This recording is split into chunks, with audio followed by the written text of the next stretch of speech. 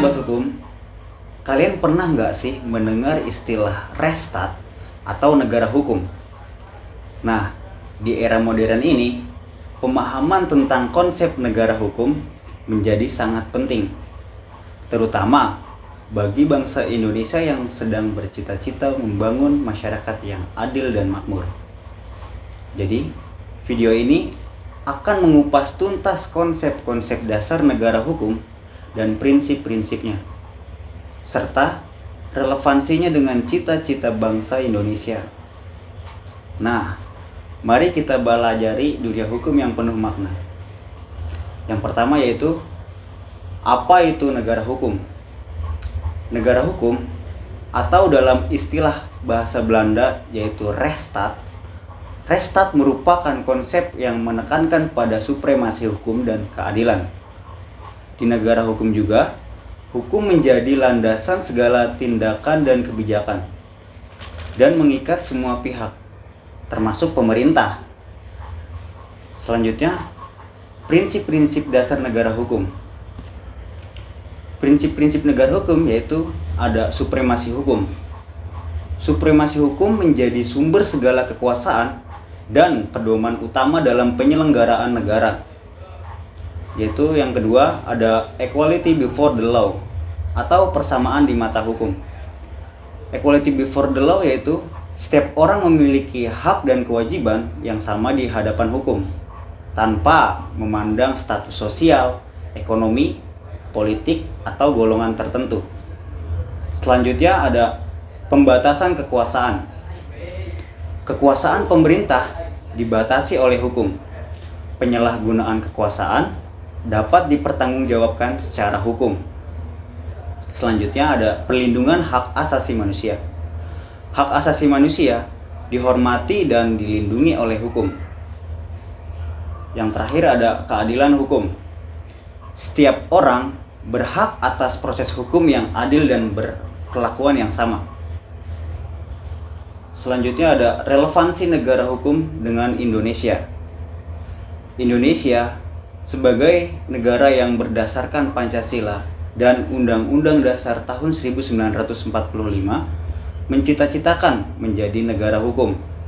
Hal ini tertuang dalam pasal 1 ayat 3 Undang-Undang Dasar 1945 yang menyatakan bahwa negara Indonesia adalah negara hukum. Baik, selanjutnya ada penerapan prinsip-prinsip negara hukum di Indonesia. Diharapkan dapat mewujudkan beberapa tujuan, yaitu keadilan sosial bagi seluruh rakyat Indonesia,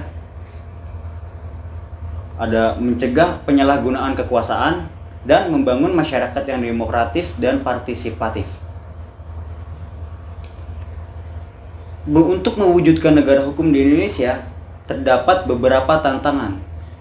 Meskipun Indonesia telah menganut konsep negara hukum, masih banyak tantangan yang dihadapi dalam mewujudkannya.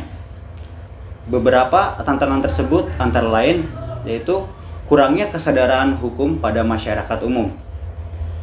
Lalu ada lemahnya penegakan hukum dan intervensi politik dalam penegakan hukum. Baik, selanjutnya ada upaya untuk mewujudkan negara hukum di Indonesia. Untuk mewujudkan negara hukum membutuhkan komitmen teman-teman dan partisipasi dari semua pihak, termasuk pemerintah. Kenapa pemerintah? Karena pemerintah yang membuat dan menegakkan hukum yang adil dan berkeadilan. Lalu ada masyarakat.